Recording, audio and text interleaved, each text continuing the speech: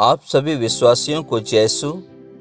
आज का सुसमाचार सन लूकस के अध्याय 12 वाक्यांश 39 से 48 से लिया गया है। यीशु ने अपने शिष्यों से कहा, या अच्छी तरह समझ लो, यदि घर के स्वामी को मालूम होता कि चोर किस घड़ी आएगा तो वह अपने घर में सेंध लगने नहीं देता। तुम भी तैयार रहो, क्योंकि जिस घड़ी तुम उसके आने की नहीं सोचते उसी घड़ी मानव पुत्र आएगा। पेतरुस ने उनसे कहा, प्रभु, क्या आप यह दृष्टांत हमारे लिए कहते हैं या सबों के लिए? प्रभु ने कहा, कौन ऐसा ईमानदार और बुद्धिमान कारिंदा है जिसे उसका स्वामी अपने नौकर चाकरों पर नियुक्त करेगा ताकि वह समय पर उन्हें रसव बांटा करे। धन्य है वह सेवक जिसका स्वामी आने पर उसे ऐसा करता हुआ पाएगा। मैं तुमसे यह कहता हूँ, वह उसे अपनी सारी संपत्ति पर नियुक्त करेगा। परंतु यदि वह सेवक अपने मन में कहे, मेरा स्वामी आने में देर करता है, और वह दास दासियों को पीटने, खाने पीने और नशेबाजी करने लगे, तो उस सेवक का स्वामी ऐसे दिन आएगा जब वह उसकी प्रतीक्षा नहीं कर रहा होगा, और ऐसी घड़ी जिसे वह ज्ञान नहीं पाएगा। प्रभु का वचन है। ईश्वर को धन्यवाद। क्या मैं और आप प्रभु यीशु क्रिस्त के सच्चे, ईमानदार और बुद्धिमान सेवक हैं? क्रिस्त में प्यारे विश्वासियों, आज के सुसमाचार में प्रभु यीशु क्रिस्त अपने शिष्यों से कहते हैं कि यदि स्वामी को मालूम होता कि उसके घर में चोर कब आएगा तो वह अपने घर में चोरी करने नहीं देता। इसलिए तुम भी तैयार रहो, क्योंकि जिस घड़ी तुम उसके आने की नहीं सोचते उसी घड़ी मानव पुत्र आएगा। क्रिस्त में प्यारे भाई और बहनों, हम देखते हैं कि प्रभु यीशु क्रिस्त अपने शिष्यों को जीवन में आने वाली जो भी दुख तकलीफ़ें हैं उससे वह सावधान करते हैं और उनसे कहते हैं कि तुम सचेत रहो, और उस प्रकार सचेत रहो जिस प्रकार यदि कोई चोरी करने आता है तो तुम पहले से जागते रहो, ताकि तुम्हारे घर में कोई चोर घुस नहीं सकता। क्रिस्त में प्यारे भाई और बहनों, प्रभु यीशु क्रिस्त आज हम सभी से भी यही कहते हैं, तैयार रहो, क्योंकि तुम नहीं जानते कि मानव पुत्र पुनः एक बार फिर इस संसार में कब आएंगे।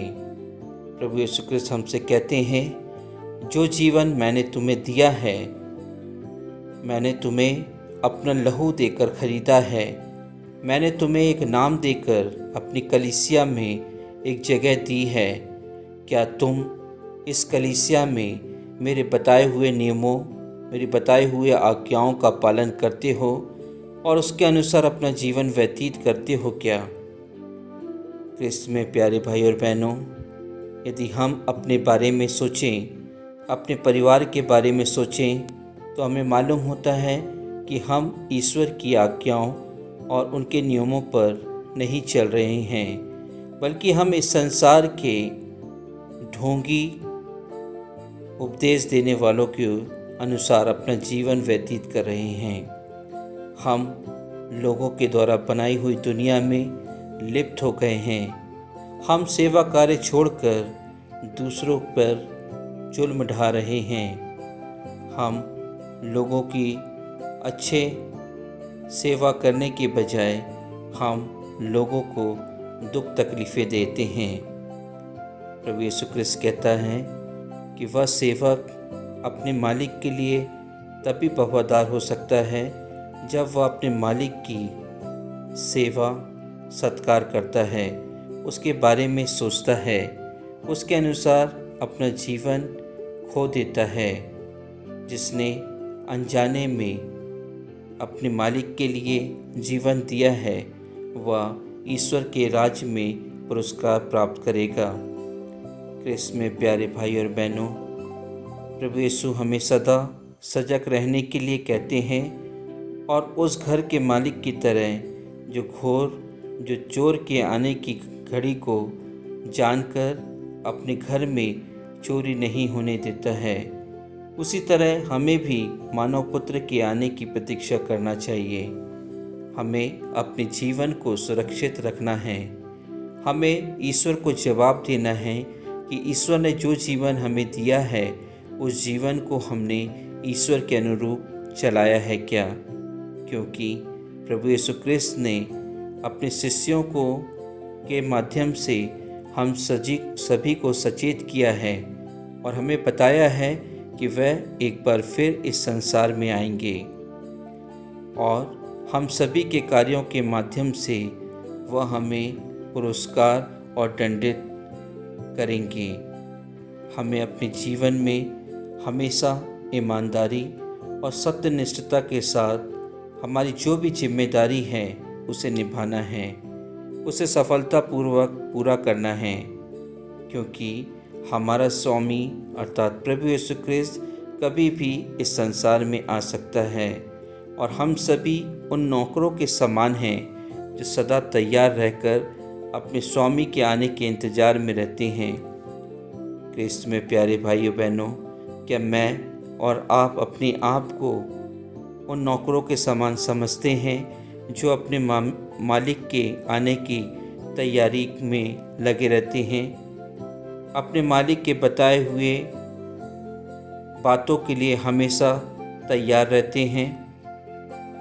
यदि हम अपने जीवन में अपनी जिम्मेदारी के प्रति लापरवाही बरतते हैं, अनैतिकता का जीवन जीते हैं, अपने सहकर्मियों या अपने साथ में रहने वाले, अपने समाज में रहने वाले, अपने परिवार में रहने वालों के साथ कठोर व्यवहार करते हैं, तो हमें कड़ी सज़ा भुगतनी पड़ेगी। आज संत पौलुस हमसे कहते हैं कि हम अपने शरीर के अंगों को पाप का साधन बनने के लिए अर्पित ना करें, बल्कि उन्हें पवित्रता का साधन बनने के लिए ईश्वर को समर्पित कर दें। क्रिस्त में प्यारे भाई और बहनों, आज हम जो अपने आप को एक क्रिस्त बताते हैं, अपने आप को लोगों के सामने अपनी कलीसिया में धर्मी बताते हैं, क्या हम अब एक पवित्र जीवन व्यतीत कर रहे हैं? क्या हम दूसरों को एक पवित्र जीवन बिताने में उनकी सहायता कर रहे हैं, या हम उनको एक अपवित्र जीवन जीने के लिए तत्पर करते हैं और अपने आप को भी अपवित्रता में बांधते हैं? प्रभु यीशु क्रिस्त हम सभी से यह कहते हैं, यदि हम अपने जीवन को अपवित्र बनाते हैं तो निश्चय ही हमें मृत्यु स्वीकारना पड़ेगा। प्रभु यीशु क्रिस्त हम सभी से यह भी कहते हैं कि जो आज्ञा पालन करता है, जो पवित्र व धार्मिक बनता है, हमारा जीवन उन सभी के लिए समर्पित होना चाहिए जो प्रभु यीशु क्रिस्त में पवित्रता दिखाता है। हमारा जीवन पानी के एक बुलबुले की तरह है और कभी भी वह समाप्त हो सकता है।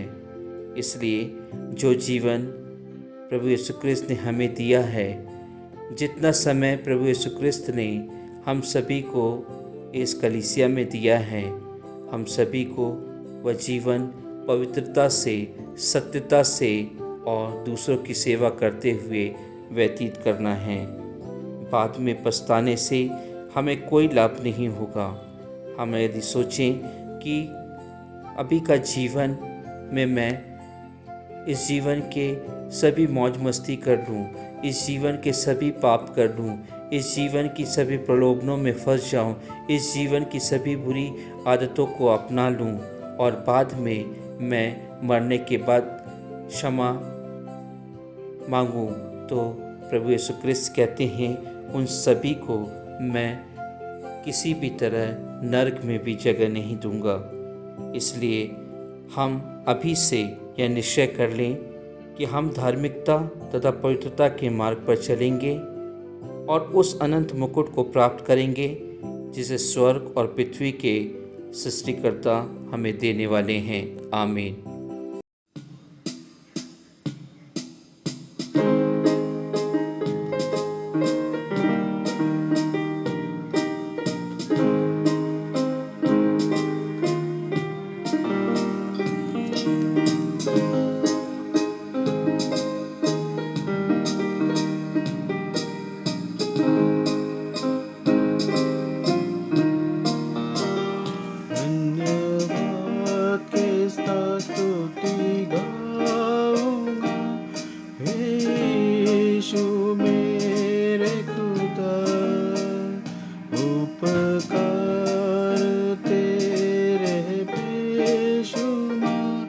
कोटि कोटि स्तुति धन्यवाद, धन्यवाद किसका स्तुति गाऊंगा, हे यीशु मेरे खुदा। उपकार तेरे बेशुमार, कोटि कोटि स्तुति धन्यवाद।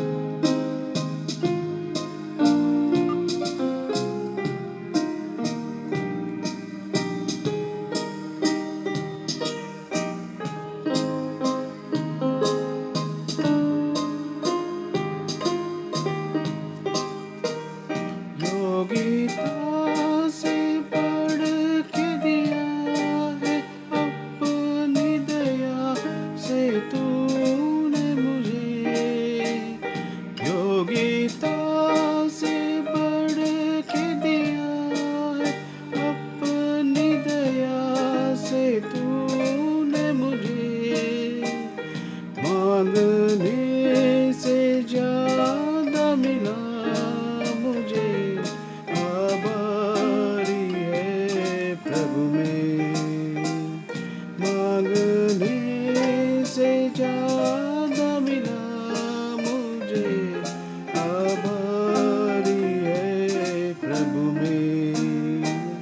धन्यवाद के साथ स्तुति गाऊंगा, हे यीशु मेरे खुदा। उपकार है तेरे बेशुमार, कोटि कोटि स्तुति धन्यवाद।